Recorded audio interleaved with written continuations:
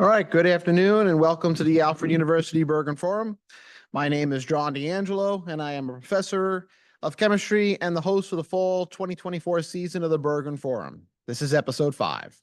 Today is Thursday, October 3rd, 2024, and for those of you attending the forum online from far, far away, here in Western New York, where nature's annual fall art show has begun, it is a beautiful fall day and inside Nevins Theater of the Powell Campus Center. It is cozy and the coffee and tea are hot and free. Before starting, we have a few announcements. First, next Thursday's forum will be given by Assistant Professor of Psychology, Michelle Tichy. Michelle's talk will be on care, connection, and community. There are some other events this week to announce, namely tomorrow from 11:20 to 12:45, Dr. Ying Ling, Associate Professor of History at University of University of Louisville, will give a timely talk on histories of anti-Haitianism from the Caribbean to Springfield. The location of the talk is McMahon 206-244. Also, the Center for Student Involvement is hosting a casino night tomorrow night starting at 7 p.m. in the nightclub. If you're interested in running a game of chance, contact Eliza Ordway at Ordway, that's ORDWAY at alfred.edu. Later today, in this very room at 4:30, Tao Wang of the Art Institute of Chicago will deliver the 19th Dorothy Wilson Perkins Lecture. Finally, the opening reception of The Digital Age will take place tomorrow from 6 p.m. until 8 p.m. in the Turner Gallery and runs through October 11th. The show will be an immersive showcase of video and sonic arts. Without further ado, today's forum will be given by Adrian Morling, Senior Network Administrator at Alpha University, and the title of the talk is Life Lessons Learned at 3000 PSI. Take it away, Adrian. Welcome, everyone. Thank you for coming. Before I begin, I just want to let everyone know my inspiration for this talk. Shout out goes to Dan and Mari because they had to listen to my stories and they kept telling me you should do a Bergren forum. So here I am. Thanks to Mike. We suffered lunch together a few times while he helped me work through the program. Thanks to Tom for letting me work on this yesterday when I should have been working. Thanks to my kids. Although they weren't necessarily an inspiration, they've suffered through these stories many times as I had the dad talks with them. And especially my wife, who is here today, for letting me take the time and spend the money to go on these dive trips in the first place. So the principle for this talk that I wanted to give is, as I've learned to dive and gone through many years of diving, I've learned a lot of lessons, obviously. And I wanted to highlight each one of these lessons and then explain how I came to that point. Mostly, I just like to tell stories. That's really what it comes down to. Now I have a captive audience. I want to go over some of the scuba gear real quick because a lot of these items are going to be putting into some of the stories that I tell. Basically, self-contained underwater breathing apparatus. You got a tank on your back, you go under the water. We typically use AL80s, which is the reference to the amount of cubic air that the tank holds. As you can see, 77 cubic feet was about, and at 3000 PSI, which is the nature of the talk. Keep in mind that your average car tire is at 30 PSI. So as you can see, 3000 PSI is quite a bit more. Total capacity is over 2,000 liters. And when you've average air exchange in your lungs is half a liter. So you can do the math. That's a lot of time, a lot of breathing. Average dive is about 40 minutes. But if you are really shallow, you can easily push it to an hour and a half. And just the normal air that you breathe in the tank, nothing special for the type of diving that I do. 21% oxygen, some nitrogen, and 1% of all the other good stuff.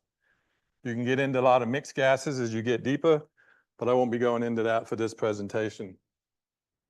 A full tank of air weighs 38 pounds. An empty tank weighs 35 pounds, 33 pounds. So you lose 5 pounds of weight just in the amount of air you consume. That's how much is packed into that little cylinder. The other big thing we wear is called a buoyancy compensator. It's like a big life jacket that you can inflate. It's also called a buoyancy control device. You have integrated weights in the jacket, helps you sink. Some people float more than others, so some people need more weight to get down. And once you have what they call a neutral buoyancy, where you've got enough weight to barely hold you down, but not quite enough, you can actually use the lungs, the air in your lungs, to make micro adjustments. Here's two common types of jackets. The one on the left is what most people wear. It's just the kind of one that wraps around you. It's like a life jacket. I use the one on the right. My bladder is actually in the back. It's called a back inflate, back wing. Hold you in a different position. And obviously the tank gets strapped to your back. The next thing is the octopus, not to be confused with the real octopus. You'll see that guy later. But this is what we call all the hoses that are connected together. So you've got the tank. You've got one hose that connects to your regulator, which is what you breathe through. You have another regulator, which is for your buddy if he runs out of air, or you have a problem with this one. And then you have a high pressure hose, which is for your air gauge, tells you how much air you got left. Think of the 3,000 PSI like your fuel tank. So 3,000 being full, 500 being your on reserve. You need to be getting to the surface really quick. And then the last hose is the low pressure one, which is what actually inflates your BC. That's what a typical octopus looks like when it's not connected to the tank. The bright yellow one is the spare one. So when your buddy's in trouble, you can look for the bright yellow spot and grab it off you. And you've got your air gauges. Then you've got the main regulator that you use when you're diving. Then you've got some accessories. We call it a mask. You don't call it goggles. You call them fins. You do not call them flippers. You wear a wetsuit because you get wet, as opposed to a dry suit where you do not get wet. The way a wetsuit works is water gets in between you, your skin and the neoprene, and your body temperature heats up that water, and that's what keeps you warmer. Thicker the suit, the warmer you get. And I carry safety stuff with me, a snorkel, knife, whistle, mirror, SMB, safety marker buoy. It's like a big long sausage that you blow up. So that if I get swept out to the sea, which has happened, I blow up the sausage, guys in the boat, they can see it and they come get you, hopefully. All gear, everything combined, depending on how much weight you need to get under the water, is between 60 and 75 pounds worth of gear. So when you're hobbling along on the boat, waiting to jump off, or you're doing a shore dive and you're walking out to the water, that's how much weight you're carrying. When you're in the water, you don't notice a thing. It's just like you're floating. It's a beautiful feeling. One of the first lessons I want to talk about is overconfidence. When I was in high school, I went to this gym every single day. I went to the pool every single day for summer. It was in Texas. It was nice. I spent most of my time underwater. So I'm thinking, I'm underwater. I'm going to learn how to scuba dive. Should be a breeze. No problem. That was not the case. I suffered dearly. What actually happened was I was so used to holding my breath that I didn't exhale. And normally that's not a problem. But when you're under the water and you inhale and you don't exhale, you float because your lungs make you buoyant. I literally had the instructor trying to hold me under the water as I was learning to scuba dive that very first day. And what I had to learn is do the complete opposite to what I really felt like. My lungs were full. I couldn't breathe anymore. I thought I was out of air. When actually I had too much air. I had to breathe out and then breathe out again and then breathe out more before I could take another breath in. I ended up being about a day behind everybody else in training while I had to figure this out. So overconfidence was the first thing that I suffered in my journey to scuba diving. I've said this so many times, I think it's an original quote. I'm going to take credit for it, but I'm not really sure if I heard this somewhere else. But humility, the hardest lesson I've ever learned, by which is very virtue I can't talk about. Because you're not really supposed to say, gee, I'm so humble. But that's exactly what happened. The very first dive trip I went on was with a guy I'd never met before. I met his wife on the football field watching my kids practice. Turns out she was my insurance agent. We got to talking. She told me he's going on a dive trip. I just nonchalantly said, I want to go on a dive trip. And she said, well, you should call him up. So I did. I said, I want to go on a dive trip with you. He's like, who are you? So we introduced ourselves. I was on a dive trip with him. Didn't know him at all. I was with his dad, his son, his best friends, his brother. It's a whole bunch of us. I was talking big shop about how I was such an experienced diver with the 3 weeks of diving that I had probably 12 years ago. We go out on the first trip, I choked. It was a hurricane just came through, the one and only time in my life I've been seasick. I jumped off the boat, pulled along the line. I went to go under. I said, nope. I got back on the boat. I tried a couple of times later, could not do it, could not do it. Spent all that money to fly to Florida in a hotel room with all these guys, talking all about all these dives I've done. I had to spend the whole weekend watching them dive. hanging out with the non-divers. So yeah, that's where I learned humility. That was a hard lesson to learn. And this was it. This is the U.S. Spiegel Grove. You're going to hear about him later. It's the U.S. naval vessel that got sunk to be a artificial reef. It's over 500 feet long. When it's on the ground, the top of the superstructure is about 90 feet deep. The bottom of it is 140 feet deep. When it first got sunk, it didn't go as well as planned. First of all, it started to go like this, bow up. And so they had to make some adjustments, let off a couple more explosives. It went down, it landed on its side like this. It was like that for several years. And then a hurricane came through, picked it up, put it on its keel. This is 90 feet down, 140 feet down in the water. Picked that ship up and put it on its keel. Imagine the divers that went out the next day and saw that ship that they'd been diving on. All of a sudden, it's on its keel. So this was the dive I choked on. Probably not a very good first dive to do. Should have probably done something a little shallower. So this guy's going to come up again. What I suffered when I was diving was a panic attack.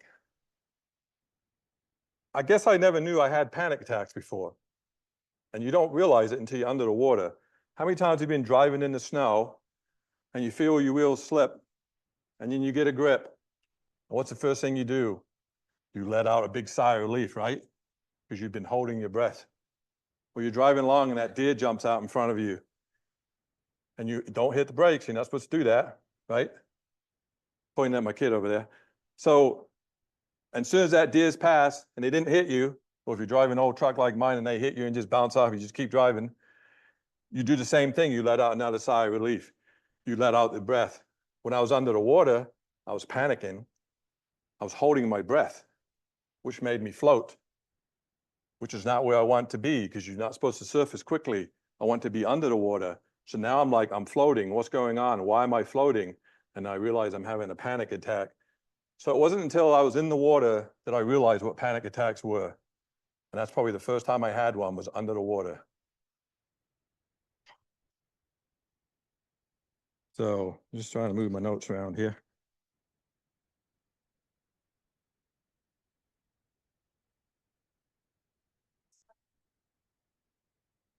Yes.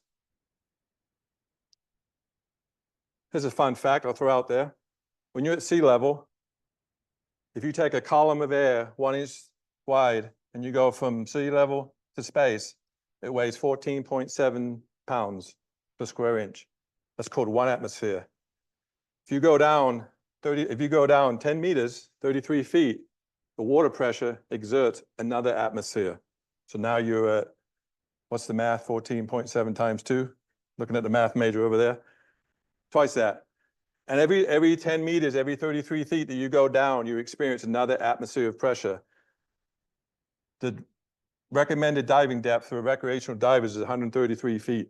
So you're up to like 77, I think it's 77 pounds per square inch of pressure on your body. You do not notice at all. You could be at 10 feet, 120 feet, you don't notice the difference. It's just such a bizarre feeling. Once you get below about 20 feet, your field of vision from your mask, you don't see the surface anymore. So you cannot tell where you're at without looking at your dive watch and telling you. So the motivation to get better at diving, I had a personal goal. And it's because my dive buddies and I, we started diving like idiots. You're supposed to go down to regular depth and slowly come back. We were going up and down like a yo-yo, which is not good. So we decided if we're going to be idiots, we should at least be trained to be idiots. So we started to do dive training through PADI, which is a Professional American Divers Institute, where you get certified, and different levels of certification give you different qualifications, which also give you different depths. So you can go from 30 to 60 to 90 to 120 feet depth. That teaches you how to dive in shipwrecks, teaches you how to dive at night, photography, and all those kind of things. So that was our motivation. It was to start the training just so we would be safe. It's kind of like taking driver's ed before you learn how to drive. So this was my motivation on one of the trips I was on. It looks like a simple medallion. It's the Iron Diver. I went on a week-long trip, and there was 5 dives a day, 2 in the morning, 2 in the afternoon, plus a night dive. By the end of the week, I had done 25 dives. That was the most dives I've ever done in 1 week. That last dive, we had to get up extra early because we were on the boat and we had to go back to the shore, so we had to dive before breakfast. So I was wearing a wetsuit that week. So I got up in the morning, it was 6 o'clock. I was putting on this cold, wet, clammy wetsuit from the night before. Truth be told, I was hungover. I was cold. I was hungry because we hadn't eaten breakfast yet. And I was thinking to myself, what the heck am I doing? I probably said it a little bit different, but that's what I was thinking. And then it was my turn. I jumped in the water. I hit the water. I leveled out, looked up. Early morning sunbeams are coming through the water. I got neutral buoyancy. I was all set. And then that's where I was like, this is why I dive. And I did that on that last dive. And then later on, they gave us a little presentation. It's a medallion. I don't wear it. I cut the ribbon off. I threw it away. But it sits on my desk at home. And it's one of the most proudest things I've accomplished to get to that point. And not only that, the diving certifications that I told you about, we started off with just doing the basic stuff. And then we met up. We got really good friends with one of the instructors down there. And after we'd done open water, advanced open water, and deep and rec, he said, you really should do rescue diver, which is like lifeguarding for scuba divers. We weren't really that interested in it, but we figured we always dive with each other, so why not be able to help each other, save each other? And that course kicked our butt. It was rigorous, it was intense. You had to pull someone along in the water, 3-foot waves, take off their gear while giving them CPR, treading water, holding this person up. And you had to drag them to the back of the boat, get out of the boat without letting them drop in the water, pull them out of the boat, and then give them oxygen from a tank. So we passed it, and then when we got done, he was like, 2 more courses and you'll be master scuba diver. And we were like, well, we weren't really into that. We didn't really decide to do that. But it worked out that if you pay for a course, it was about the same price as paying for dives. So all you had to do was pass the test, pass the course, and then eventually we ended up being master scuba diver. And with the exception of this forum today, I don't tell people that I'm a master scuba diver. It's part of that humility thing I'm trying out. But it was a personal goal for me because to go from choking on the Speedwell Grove to then being master scuba diver, it was a huge accomplishment. One of the things you really have to do is learn how to trust. You have to trust in your gear. Every time you get in the water, it's life-threatening. There are people that drown. So you make sure you got everything set. You make sure everything's working. You have your buddy check you out. And you got to trust the people you're diving with. That instructor I was telling you about, he trained us to be master scuba divers. We'd done about 50 dives with him, so he knew our capabilities. We went out and did the Speedwell Grove one time. Remember the big ship from the beginning? We went to the top of the superstructure, which is 90 feet. There was a 4-foot hatch cut in the hole to pull stuff out when they were, cleaning out the ship. Pitch black. He goes head first down into that hole, straight down to the bottom. We didn't know he was going to do this because he stopped trying to give us a briefing plan because we never would listen. So we followed him straight down. Complete darkness, using a flashlight, pitch black, into the very bottom, 4 levels deep. And we wound our way up 4 levels and we came up at the top where we started. We followed that guy anywhere. So trusting someone with your life, there's people who've died in that shipwreck. They advise you not to penetrate the shipwreck. We did it all the time because we trusted him and he trusted us. He knew that we could do it and we trusted that he would get us there and back. We've turned off our lights on a night dive following the same guy. He was swimming, had his light on. It's like being in a forest and pitch dark. He turns the light off. We don't know why he turned the light off, so we all turned our lights off. So we had the little glow stick on the back of this tank. We're swimming pitch black in the water, 30, 40, 50 feet down, and we just follow this little light. I don't know how he can see. I couldn't see a thing. All I could see was that little light bobbing up and down. I just followed it. You trust in your buddy. We've done dives where we had 0 visibility. And when you're diving and you cannot see, you have no frame of reference. So you tend to do this. It's like driving in a blizzard. You tend to swerve. So on that particular dive, one of us was looking at the compass. Yes, you can use a compass underwater. And the other one was looking at the depth. And I held onto his tank. And I looked at the depth, and I kept us where we needed to be, and he set the direction to get us back to the island. When I go out on a dive, I film video, and I don't look where I'm going. My head is down. I'm looking for the next thing to take video of. He's navigating. He's keeping track of where I am. He's keeping track of where we are. And he makes sure that when I suddenly dart off to chase the turtle or something, he follows me. I don't look back. I know he's there. That's the trust you have. We've done over 350 dives together. I do not like diving with anyone else. He does not like diving with anyone else. So we dive together, and that's it. That's what trust will bring you. You got to focus. It's so easy to get distracted under the water. It's just ridiculous. There was a time where I was doing a wall dive, which is where the coral slowly comes down and it comes to literally a wall that goes way down deep. And the rest of the group were looking at something that I'd already seen. So I turned my back and I started looking out. The visibility was incredible that day. If you imagine, I'm up here and I'm looking at this wall.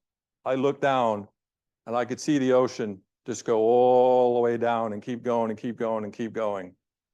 I felt so small at that moment. I think I really got a glimpse of what astronauts feel like when they're in space. And there's a quote taken out of context, but if you gaze long enough into the abyss gazes back into you. And that's really what I felt like. Well, in that moment, and it probably only lasted a few seconds, I dropped 20 feet. I was already at 90, 100 feet. So which is the depth that we were supposed to be at for that dive. But just in that fraction of a second, probably no more than a few seconds, I descended 20 feet because I had no frame of reference. The dive master was watching me. He saw me slowly going down. He knew that I was tripping out, spacing out. And so he was watching me. That goes back to that trust thing. So he probably would have came over if I'd have drifted down too much longer. That's how quickly you can lose focus. Oh, another one was, it was my turn to navigate. I suck at navigating. I just can't do it. So I went out and I'm looking at all these signs. I'm looking at all the markers I can find. And we go out and the dive instructor tells me to come back because this was part of the certification. I come back, I'm watching, I'm like, I got to go past this. I remember this. I got to go past this. And then he stops me and he says, "Where's the boat?" You do a lot of hand signals. "Where's the boat?" I'm like, it's got to be. I thought, and I'm like freaking out because I don't know where the boat is. Now I hear him laughing underwater. You can laugh underwater and you can hear the person laughing at you. And he does this. I look up, I'm directly under the boat. I was so focused on what I was doing, I wasn't focusing on where I was. And the boat was only like 30 feet above me. It wasn't like we were that deep. So focus is an incredible thing.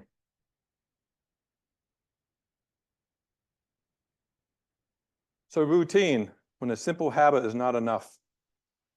Every time we get ready to get in the water, I go through like a ritual. I put on my gear the exact same way every time. I have a little bit of OCD, but I don't think it's that. I think it's just making sure I'm focused on what I'm doing. I always clip every buckle the same way. I do every strap the same way. I always put my spare regulator over here. I always put my computer over here. My dive buddy knows that my camera and my light are in this pouch. He knows that my safety equipment is in this pouch, so that if he needs something on me, then he knows where it is. I was coming up a line one time and there was a whole bunch of fishing line and I was the last one. And I was coming up and I got tangled in the fishing line attached to this rope. I got stuck. I could not move. Every time I tried to pull harder, the fishing line got tighter. I couldn't see where my knife was because I was tangled up in it, but I knew where it was. I knew what pouch it was in. So I was able to get my knife out and I was starting to cut the fishing line. And at this point, my buddy, he realized that I wasn't with him. So he turned around and came back down. It was only about 10 feet, but that 10 feet looks a whole lot more when you're down there by yourself, tangled up in fishing line and you can't move. I wasn't worried about it because I had the knife. So he came down and helped me out. So everything that you do, it's a routine because we have jumped in the water without connecting our BC inflator. So you get in the water and you go to hit the button to get some air, nothing's happened and you see this hose dangling and you're like, oops. So you hook it up really quick. We've jumped in the water with the air turned off. You find out about that really quick. So then you start getting in a routine is when you start strapping in, you put the regulator in, you take 3 breaths and you look at your air gauge and make sure it's not going down. Because if it's off, it's going to go down really quick because you're just sucking the air out of the hose. So those little habits become routines, and those routines become critical. And it's a matter of, you don't want to figure something out when you're under the water.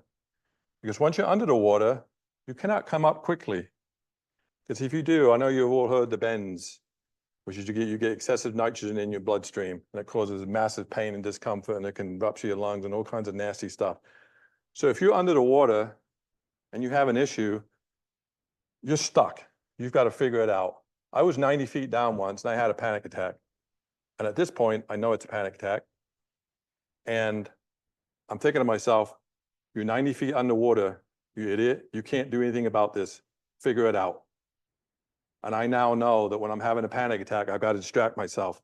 I got to stop thinking about the breathing, that I'm breathing too much. So I look at my dive computer, which is like a watch. I look at the numbers. And on this one dive, I saw a diver go by, and she had on some neoprene socks, and they were rainbow colored. And I just remember those pretty rainbow socks.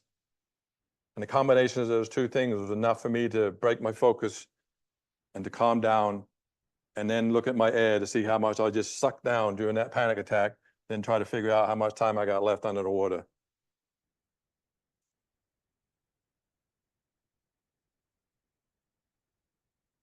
The other thing is camaraderie, the flags that bind us. I don't know if you've seen it, but it's just basically a red square with a white stripe across it. It's called the PADI flag. It's called the diver's flag. It's like one of those synonymous things. If I'm driving along and I see a PADI flag on someone's truck, I know they're a diver. When I'm in the airport and I'm going on a trip, if you see a PADI flag on someone's jacket or on their bag, you know they're a diver, and then instantly you've got a bond. It's literally the main reason I have a BFF today. Because we started diving, we've gone on 2 trips every year, except for COVID, pretty much every year. And although we do lots of other things together, the diving is what it's all about. When you go out to dinner and we have some drinks, we always end up talking about diving. Every time we're on a trip, we're planning the next trip. We're making reservations before the trip's even over.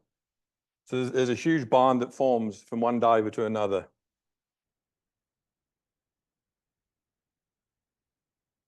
Complacency. It's important to remember why you have the job that you have. One of the examples is we were on a shipwreck. It was a Spiegel Grove. That's my favorite one. And we had another diver with us, which is a friend of my good friend. And he's not so much of a good diver. And so he took off. Yes, it's Scuba Steve. So he took off, and you've got to stick together. And so we knew he was going in the wrong direction. So we had to stay with him. The visibility was bad. So we went out into the open water, and we were no longer over the shipwreck. So we no longer had a frame of reference, and we got lost. We were out in the open sea. We could not see the shipwreck. Getting that big 500-foot long shipwreck, we couldn't see it anymore. And because we were following him, we had no way of knowing how to get back. So we had to follow standard safety procedures, which is, come to the surface in a timely fashion. And then we got to the top, and we had to inflate our little safety buoy, and we had to come and get rescued. That was the day after we got certified as master scuba divers. There goes that humility again. We had to have the boat come out and get us. We got pulled onto the boat. Dive master's there that taught us. He's hanging his head in shame. And at that point, you just take it. Everyone's laughing at you. You just take it. What are you going to do? And we got blown off the Spiegel, and we had to get picked up. So one more thing I want to talk about, and this is going to lead into a video that I'm going to show some highlights, and then we'll have some time for questions afterwards. There's been 2 times I've been under the water and I've experienced fear or intimidation. The first one was in a shipwreck. And I was going down the corridor, and I had my flashlight, and I was looking around, and I looked in this room, and I'm shining the light around, and I looked in this room, and there was a 400-pound Goliath grouper, a 400-pound fish, massive. They actually bark under the water, and you can feel the vibrations in your chest. So I looked in the room and I was like, whoa, okay, you were there first. I'm good. I'm backing out. I'm just going to leave you there. Because I've seen videos of people pulling in a shark, like a 3-4 foot shark, and the Goliath group are coming up, grabbing that shark off the line and going down. So the second one was a moray eel, which you're going to see him coming up. The moray eels, big, long, green, snake-looking thing. We were on a dive, and we were going through, it's called a swim through. It's like a little tunnel, you know, the erosion under the reef, and you can go right through it, and you can see light on the other side. It's not like it's dark, and you come out the other side. Well, the dive guide, she went first, and she was a skinny, petite little girl. I am not a skinny, petite little girl. I got about halfway under, and I got stuck. My tank was rubbing on the top, my pouches and everything were rubbing on the bottom, and I was doing the shimmy, trying to move stuff around so I could get through, because it's very hard to swim backwards. So I was really committed to going forwards. At that point, a moray eel starts coming swimming towards me. I did not experience fear at that time. I was very calm and very composed, and I decided, this guy's going to bite me. He's not going to bite my face, because I know it's not a great face, but I like my face. So I put my arms up in front. I'm like, is he going to bite me? Is he going to bite my arms? And then I'll figure out what I'm going to do after that. He swam right beside me in this little hole right next to me. And you know the fishing stories, he was like this big. I swear, he really was a big eel. And then as I'm more motivated to get out of here now, he comes swimming back the other way and comes right beside me. So I get out of the hole, and I come over the crest, and I see my dive guide, and our eyes are like this. My eyes go like this. That's when the fear kicked in. That's when the adrenaline rush hit, and I was just like, oh my God. I thought he was going to bite me. So there's something very special about the eel that I want to demonstrate.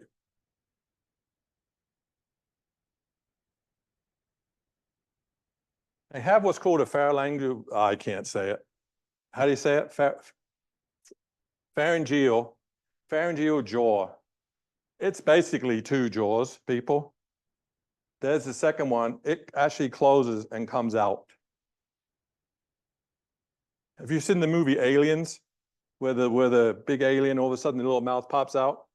I used to think that was inspired by this, but turns out they made that movie before they realized that this thing happened. So incredible nature. So how am I going to make this? This is the jaw in action.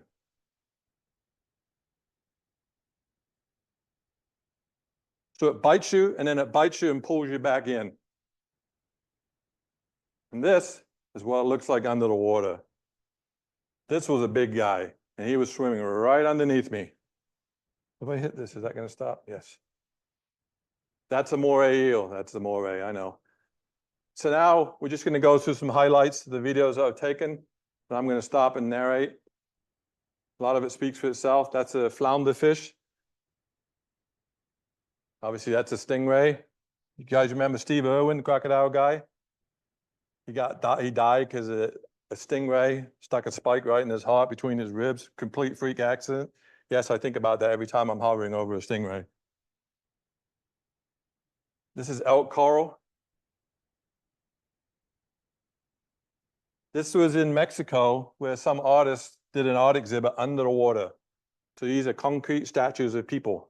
And there was a whole group of people, crowd of people. So these are all like mannequins under the water. And there was a bunch of other art exhibits as well, but this is one of the more fascinating ones. Turtles are my spirit animals. They're so cute. Sometimes you just get inundated with fish. They're everywhere. So turtles are really short-sighted. He was swimming right up to me. He did not see me. And at the last minute, he's like, whoa, who are you? And he suddenly turns around and takes off. He was just a little guy. But when he's up that close, he looks a little bigger. Sometimes I get a little artistic, and I just like to ride the bubbles. This is what a night dive looks like. This is all you see. It's like something out of E.T. You just see the flashlights all shining in the forest. I turn my light off because these are spotlights. They're very narrow beams. I use a very wide beam for when I take video underwater. doesn't help you see much other than what's right in front of your face, but it's perfect for shooting video. So I usually swim in the dark. I just use everyone else's video. This is a barrel sponge. Looks like tonsils in there. This is an octopus. He's about to attack a crab. You'll see a lot of activity. He's going to town, catching that crab. This is the big blue hole in Belize. It is a sinkhole. It's 400 feet deep. When you go over the crest, you do not see the bottom. This is one of those times where you got to focus because you're staring at the wall and you're 100 feet and you look around, you look at your buddy, you stare at your watch again, you just drop 30 feet. It goes down to 400 feet. You do not get to anywhere close to the bottom. So this is what it looks like as you're going over the wall. And when you look up and you see the silhouette of the hole above you, there's usually sharks swimming around. You get used to the sharks. And here's one, just this one. I was just staring off into the blue, and all of a sudden I just saw this shadow starting to appear, and just out of nowhere, this shark came straight up towards me. Just swam on by.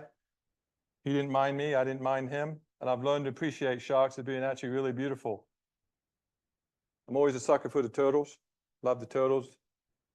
This is squid at night. They're attracted to the lights, so they come find you. Another shark just cruising on by. These are all Caribbean reef sharks. This is a porcupine fish. I just love the big puppy dog eyes. These are trunk fish. Usually you only see these one at a time. This is a very rare thing to see a whole school of them all at once. I have no idea why. Just got the video out and captured the moment. This is on a shipwreck. I like to drop them down in the school of fish. Another one of those stingrays with the big pointy tails.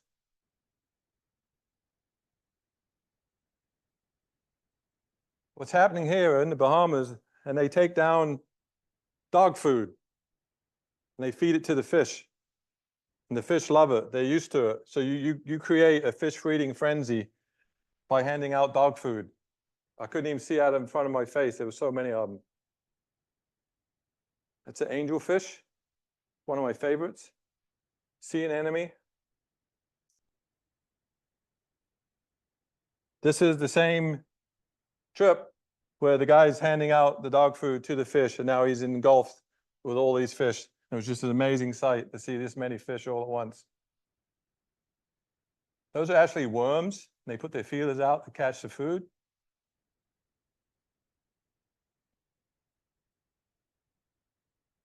I love the fins in the back, the way they just kind of flap side to side.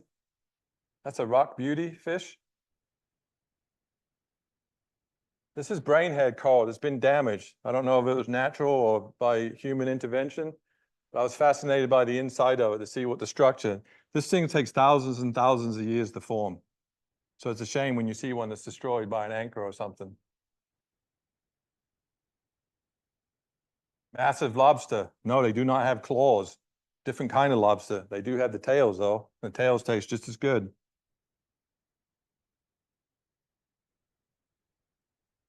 Turtles again. What can I say? This guy, he's flexing. He's mad. He doesn't like me being that close to him. So he's trying to be aggressive. He's trying to scare me off. Didn't work.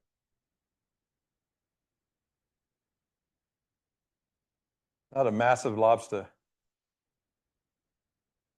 Lobsters do not die at all. They do not die of natural causes. They only die when they get eaten or killed. They can live for it as long as they can keep going.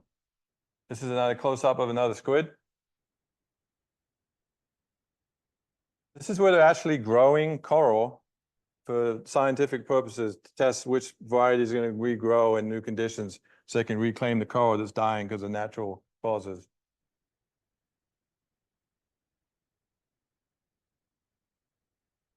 Moray eels, they need to breathe by pulling oxygen over their lungs. So when they're not swimming, they're constantly sucking in water. We used to think that they were getting ready to bite, but this is them actually just breathing. It was just the one mouth, not the other mouth. These are blue tangs. I don't know why they do this, but they just all of a sudden swarm. This is a barracuda. This might be the other time I got a little nervous. So I got really close to him and he gave me the side eye and he kind of flinched. and they can move like that so quick. So I kind of backed off and left them alone, but I don't know if this is the one where you see him give me the side eye.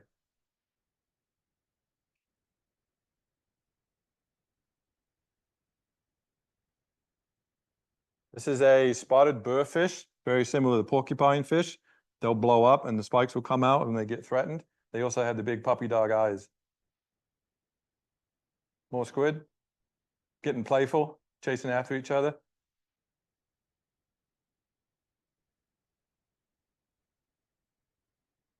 This is octopus swimming. He's got his racing stripes on. He's going to get threatened by me, so he's going to make himself big to scare me off. It didn't work either. I kept following him for a while. This is the last dive that I just did. This is called a bait ball. What it is a ball of fish and a big spear, probably as big as this theater. And they protection in numbers, they keep together. So any prey that's coming towards them is distracted by the sheer numbers. I got completely engulfed in the bait ball. I was able to swim in the middle of it, and I had fish around me 360 degrees. So this is what you'll see with this footage. It was so dense with fish. My dive buddy was like here to the seats right here, and I could not see him. And he had on a bright yellow shirt. So this next footage is what it's like to be inside the bait ball and be completely surrounded by all these fish. And then I've got my light on, so that's when it catches the light. You think it's disorienting looking at it now. Imagine being inside of it. And they just move so quickly. All right, so that was just the highlights reel. I've got hours and hours of footage. I spent all day just trying to get it down to those few minutes. So that concludes what I have to say. Are there any questions?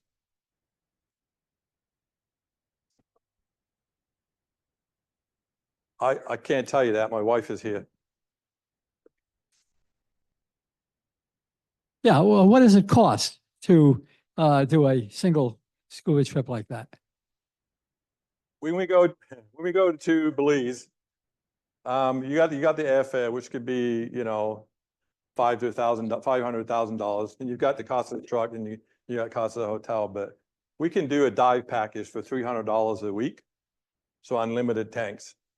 But when you go to, like, if you go down to the Keys and you want to go diving on a commercial trip, you spend $80 per dive. So that's usually you go out on the boat, you do 2 tanks, and you come back. That will cost you $80. So it is not cheap. Early in the talk, you said you talked about how the PSI on your body increases as you go down, but that you can't really feel it. Not at all. Is that right?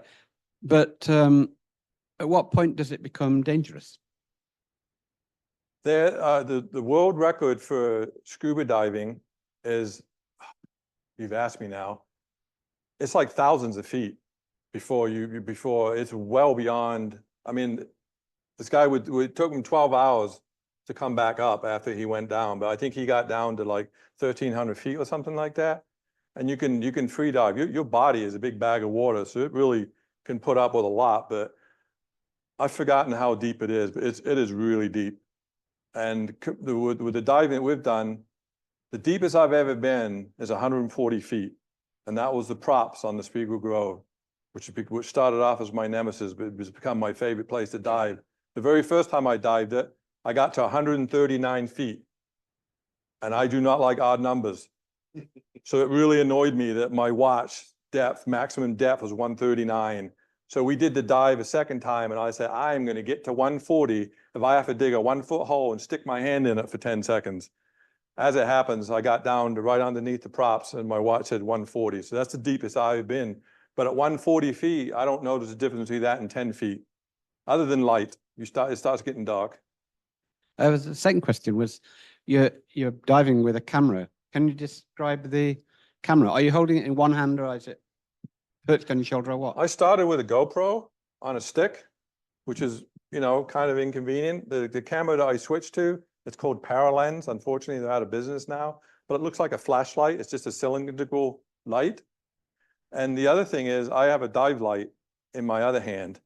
So when you scuba dive, you do not use your arms because arms take energy, energy takes oxygen, you don't dive as much.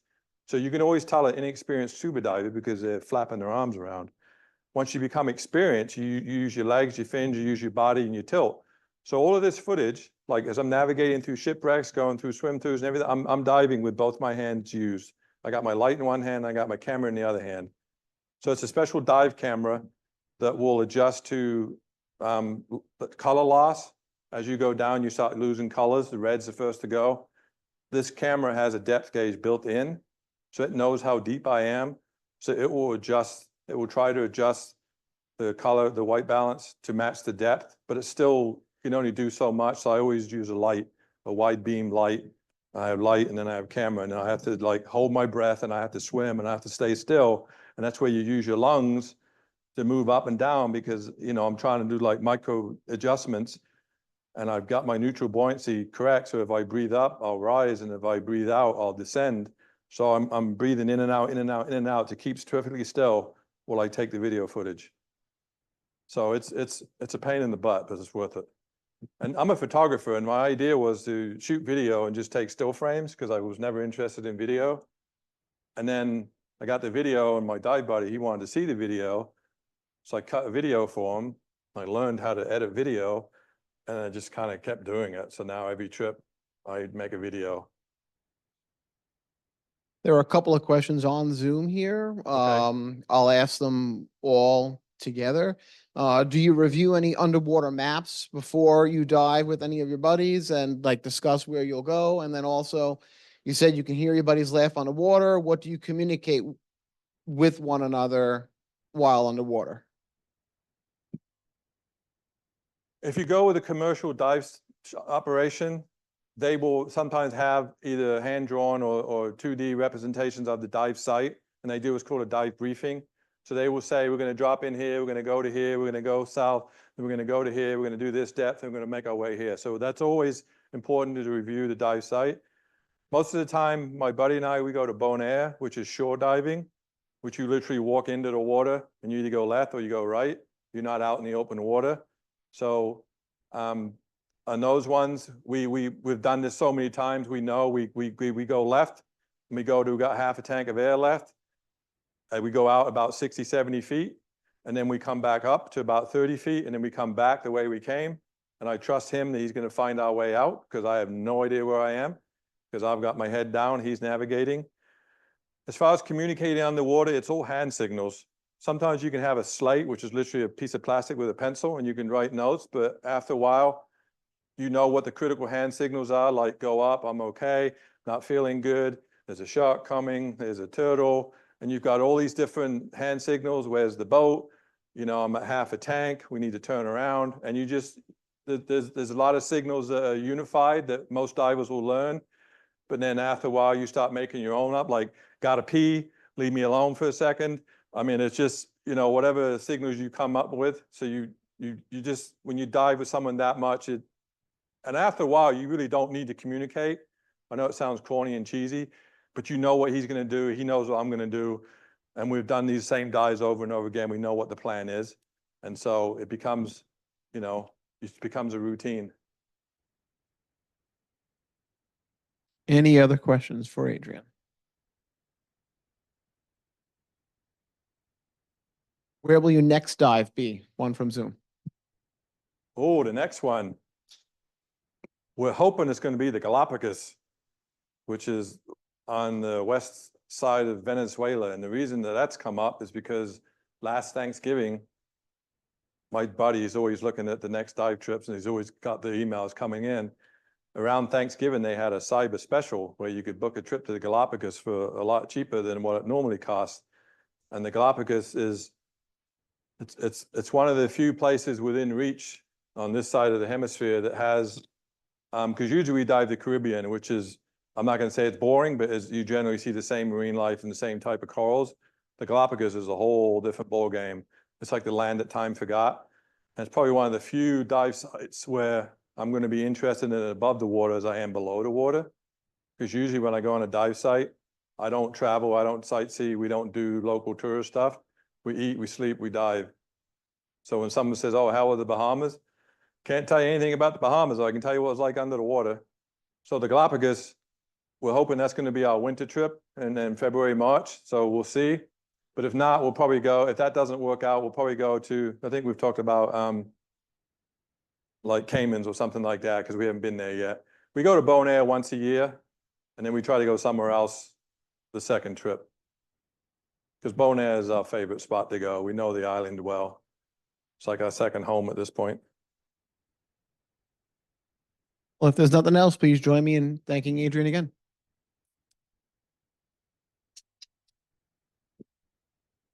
See everybody next week.